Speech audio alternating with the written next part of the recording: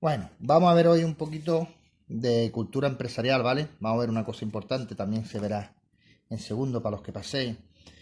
Pero, repito, esto es una de las cosas más importantes en el tema de a la hora de montar una empresa, ¿no? Pero claro, cuando hablamos de empresa siempre hemos hablado de que es la unidad económica de producción, vimos lo que era la industria, lo que era el sector y demás, ¿vale? Pero muchas veces confundimos con la forma jurídica que tiene la empresa, ¿vale? Si es un autónomo, si es una sociedad, qué tipo de sociedad, etcétera, etcétera, ¿de acuerdo? Con lo cual vamos a ver lo que son las formas jurídicas, ¿de acuerdo? De una sociedad, ¿vale? Voy a hacer aquí lo que sería una pequeña, o más que una pequeña, una gran llave, ¿vale? Vale. La forma más pequeñita, generalmente para las pequeñas empresas, más que para las pequeñas empresas, para las microempresas, si os acordáis, las microempresas eran aquellas que tenían menos de 9 trabajadores, ¿de acuerdo? Vamos a ver, es lo que se llama empresario, individual, ¿vale? Todo lo que generalmente se conoce como autónomo, ¿de acuerdo? ¿Vale? Dentro del autónomo existen dos tipos, ¿vale? El autónomo dependiente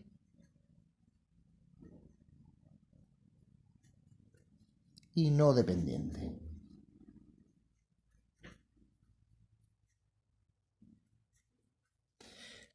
¿Cuál es el autónomo dependiente?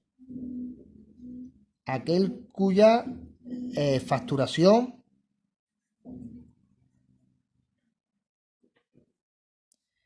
en más de un 75% es de un solo cliente.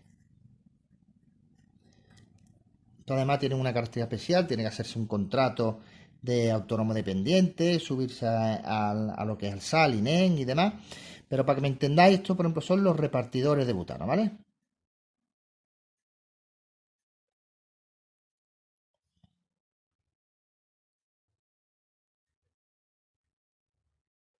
Es decir, trabajan para Repsol, ¿vale? Como cliente, pero sin embargo ellos son autónomos, ellos son empresarios, ¿de acuerdo? Tienen su propio camión, etcétera, y demás.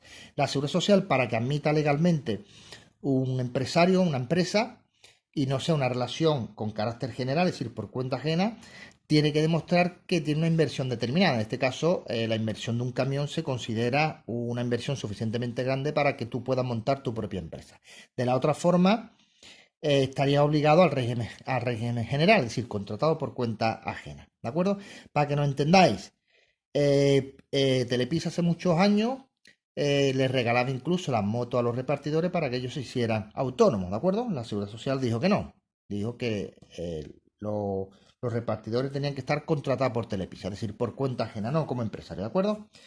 Los no dependientes, pues el resto, ¿de acuerdo? El resto.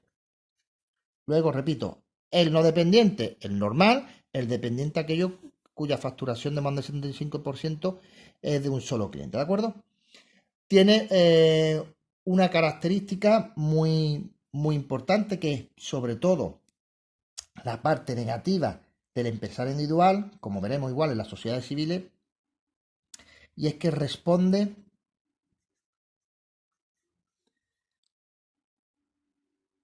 de sus de las deudas de la empresa con todo su patrimonio presente y futuro. ¿Vale? Es decir, si tú quiebras personalmente. Os repito, si quiebra la empresa, si la empresa se va al traste y tú debes dinero, lo tienes que pagar de tu propio bolsillo. Si no, te embargarán la casa, te embargarán el coche, te embargarán tu cuenta corriente. Este es el gran problema que tienen los empresarios individuales, ¿vale? Que van a responder con el patrimonio personal. Sin embargo, aparece la figura, el ERL, que es empresario de responsabilidad limitada.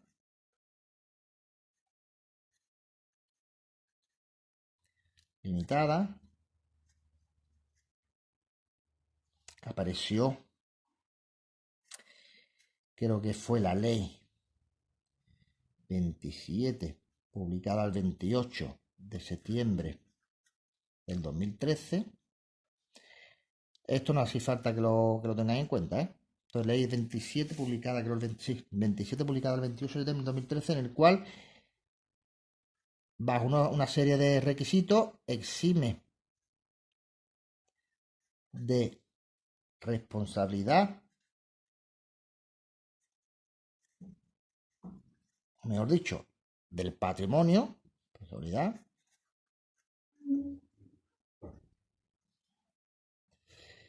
la vivienda habitual hasta un límite de 300.000 euros. Es decir, que con esta ley, si tú cumples una serie de requisitos que te inscriben en el registro mercantil, si debes dinero, te pueden embargar todo menos tu vivienda habitual hasta un límite de 300.000 euros. Es decir, que si tú tienes una casa de 200.000 euros, no te la pueden embargar. Si tú lo que tienes en tu vivienda habitual es un chalet de 1.000.000 de euros, pues normalmente te podrán embargar a excepción de los 300.000 euros, ¿de acuerdo? Es decir, te tendrían que devolver los 300.000 euros, ¿vale? Pero repito, esto la verdad es una cosa que después no ha tenido situación práctica, porque para eso están las sociedades limitadas unipersonal, como veremos posteriormente, ¿de acuerdo? Luego, claro está, empresario individual, ¿vale? Es el autónomo, ¿vale? Que va a responder con todo su patrimonio presente y futuro de todas las deudas, ¿vale? Después, ahora esta llave la voy a terminar yo hasta aquí porque tendremos que seguir en otra página, ¿vale? Las sociedades civiles.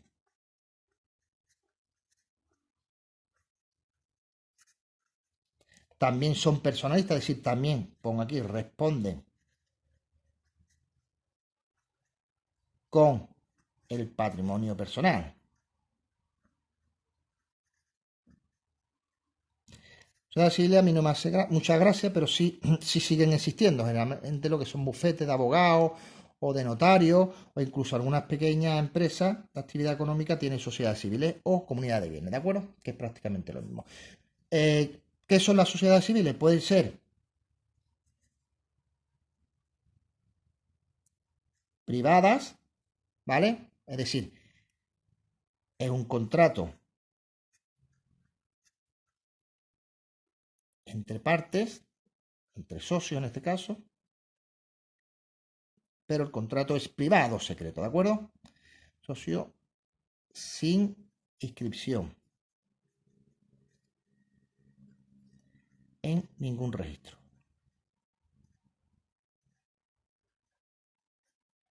¿Vale? O puede ser también pública. ¿Vale? Que pública es igual, ¿vale? Pero con inscripción en registro, ¿vale? Generalmente registro mercantil. ¿Vale? ¿Qué características tienen las sociedades civiles? Pues pongo aquí entre paréntesis, se rigen por el Código Civil. ¿Vale? Dentro de las sociedades civiles, aunque antes era lo mismo, pero ahora de que salió una ley en el impuesto de sociedades en el cual tenían que tributar por impuestos de sociedades, repito, las sociedades civiles, comentaron o hicieron, ¿cómo se llama? Preguntas si las comunidades de bienes tenían que tributar por impuestos de sociedades o por IRPF, y dieron que al final por IRPF. Con lo cual, aunque la sociedad civil y las comunidades de bienes son prácticamente igual, tienen un pequeño detalle, ¿de acuerdo? No quiero que me malinterpreten todo el rollo que me estoy metiendo, ¿vale? Pero sí que sepamos que existen lo que son una especie de sociedades civiles que son las comunidades de bienes. ¿Vale? Es un tipo de sociedad civil, ¿vale? ¿Qué característica tiene? Pues como su propio nombre indica,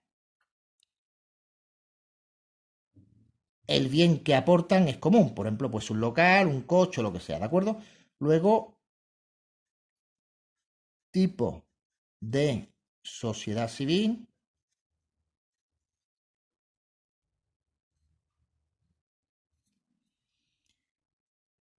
en que los socios aportan un bien común. ¿Vale? Como repito, puede ser un local, una vivienda, un camión, lo que sea, ¿de acuerdo? Luego hago un pequeño repaso. Empresario individual, ¿vale? Es una sola persona, lo que sería un autónomo. Sociedades civiles funcionan como empresario individual, es decir, también responden con su patrimonio personal, pero son varios socios, ¿vale? Puede ser privada o pública, es decir, el contrato no lo sabe nadie, no lo tiene por qué saber nadie, es privado o secreto.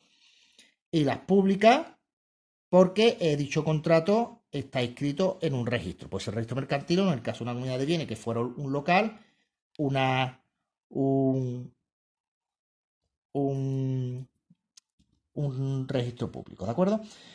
Por ejemplo, si la comunidad de bienes lo que se aporta es un local, los locales, al ser un bien inmueble, deben estar inscritos en el registro de la propiedad, con lo cual tienen que ser públicas, ¿de acuerdo? Repito, para que me entendáis. Si yo hago una comunidad de bienes con un amigo mío y aportamos los dos, por ejemplo, una casa, un local o un garaje, eso por ley tienen que estar inscritos en el registro de la propiedad. Al estar inscrito en el registro de la propiedad, fijarse, ya está inscrito en cualquier registro. En este caso no sería el mercantil, pero sería en el registro de la propiedad. ¿De acuerdo? Bueno, vamos a ver ya las que más nos interesa. Seguiríamos con hacia abajo, ¿vale? Como van a ser las sociedades mercantiles.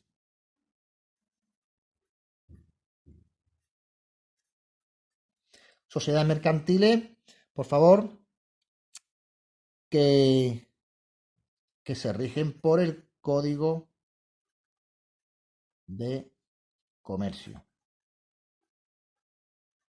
¿Vale? ¿Cuáles van a ser? Vamos a distinguir las que son personalistas,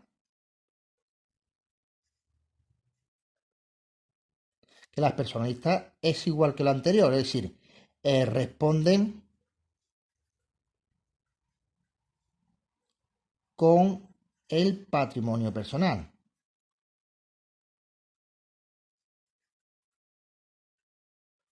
¿Vale? ¿Cuáles son?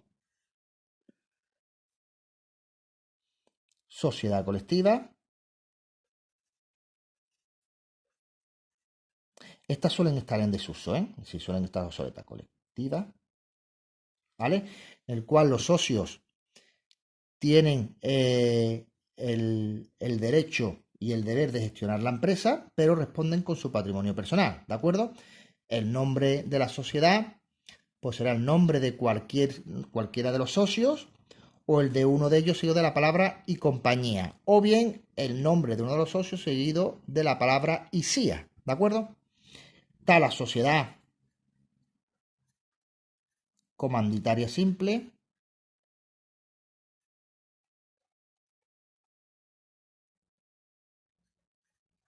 en el cual aquí existen dos tipos de socios, ¿vale? Lo pongo aquí aparte, ya no me cabe la página, ¿de acuerdo? Lo coloco aquí. Socio colectivo.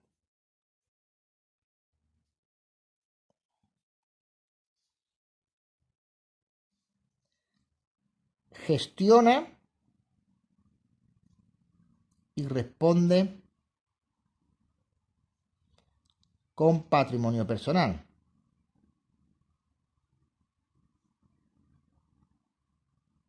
¿Vale? Y los socios comandatarios.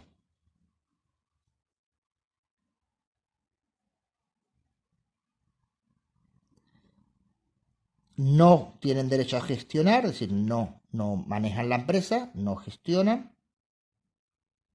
Pero claro, si no gestionan, tampoco tienen responsabilidad, ni responden personalmente.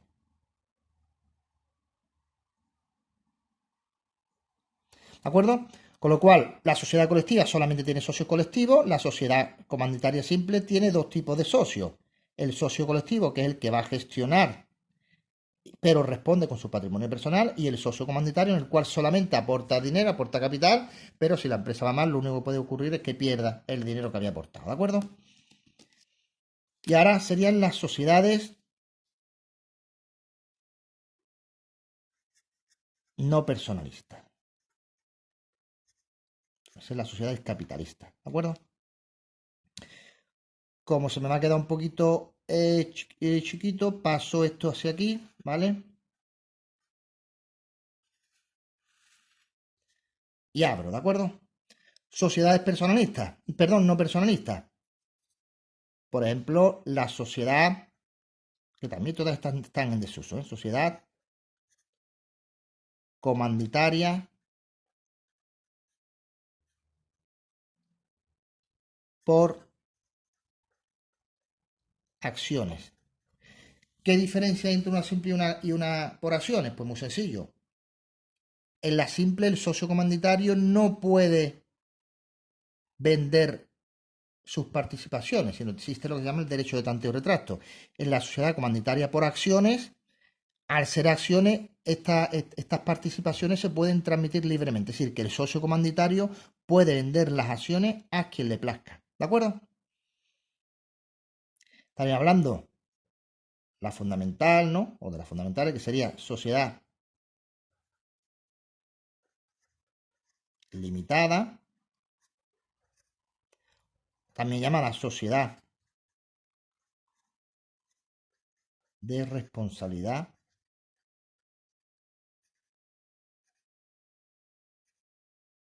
limitada. ¿Vale?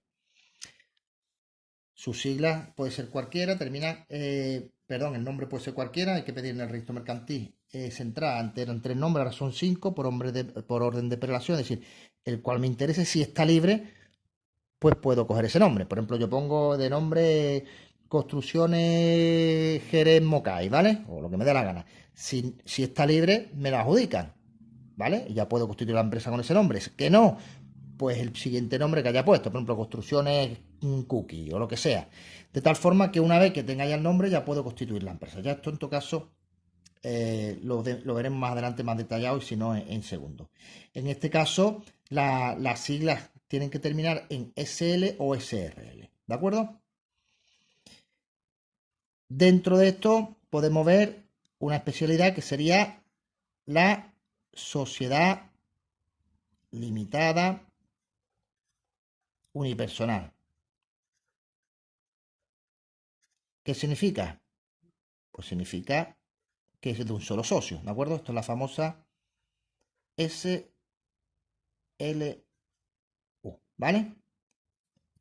Igual que esta era la SL o SRL, la SLU, la sociedad limitada unipersonal. También podemos tener las sociedades limitadas de profesionales, la SLP, que es cuando se unen, como su propio nombre indica, los profesionales, ¿vale? Abogados, arquitectos, etcétera, etcétera, ¿de acuerdo? Los forman los socios, son profesionales independientes, profesionales. Así, pongo como ejemplo, abogados, arquitectos, etcétera, ¿de acuerdo? Podemos tener otra también que se usa ya poco, que salió también para ampliar y facilitar la gestión de las sociedades, que es la sociedad limitada nueva empresa.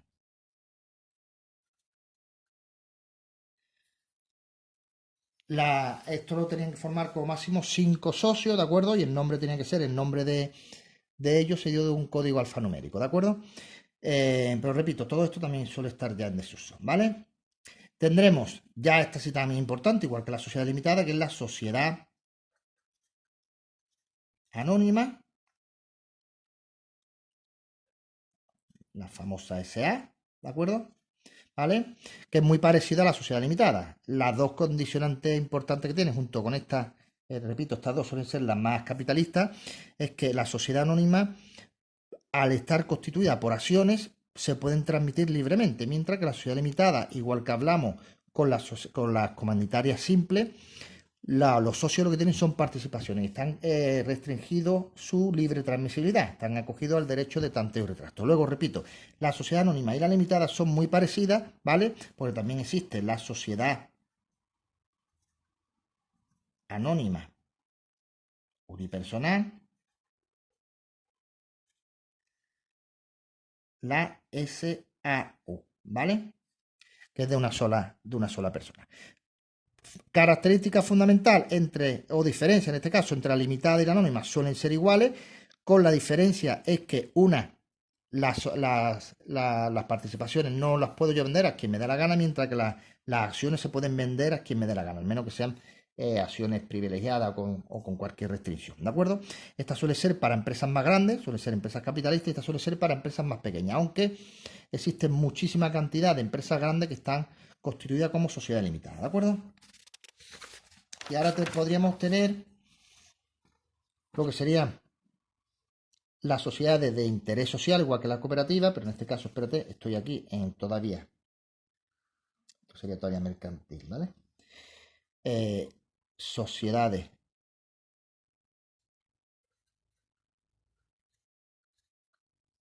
laborales, ¿vale? Que puede ser sociedad limitada laboral o sociedad anónima laboral. La característica es que la mayoría, más del 50%, tiene que ser socio los trabajadores y ningún socio puede tener más de un tercio del capital social. Repito, de todas formas, esto lo iremos viendo más adelante, sobre todo en otros cursos y demás. Pero comento otra vez, las sociedades laborales son aquellas en que más de un 50% de los socios tienen que ser trabajadores y ningún socio puede tener más de un tercio del capital social, es decir, de la propiedad. Y por último tendríamos la de interés social, que están muy aparejadas con las sociedades laborales, que son las cooperativas.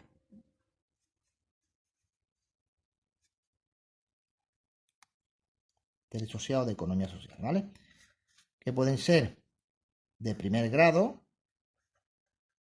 es decir, una cooperativa de segundo grado, es decir, cooperativas de cooperativa y ulterior o posterior grado. Es decir, cooperativa, de cooperativa, de cooperativa, de cooperativa, ¿de acuerdo? ¿Vale? Repito, una cooperativa, su característica es que todos los socios son trabajadores, ¿vale? O que pueden tener capacidad de contratar a socios que no son trabajadores, por eso son muy parecidas a las sociedades laborales. Y además pueden ser una sociedad cooperativa única, pero además las propias cooperativas se pueden unir a su vez en otras cooperativas. En este caso serían de segundo grado, de segundo, de tercero, de lo que sea. Es decir, que las propias cooperativas, repito, se pueden asociar, ¿de acuerdo? Pues bueno, esto sería un boceto, ¿vale? Esto, si quisiéramos entrar en más profundidad, tendríamos que alargarlo bastante, ¿vale? Entonces, de momento, nos vamos a quedar con este boceto, ¿vale? Y ahora os voy a pedir un trabajito, ¿de acuerdo? Venga, hasta luego.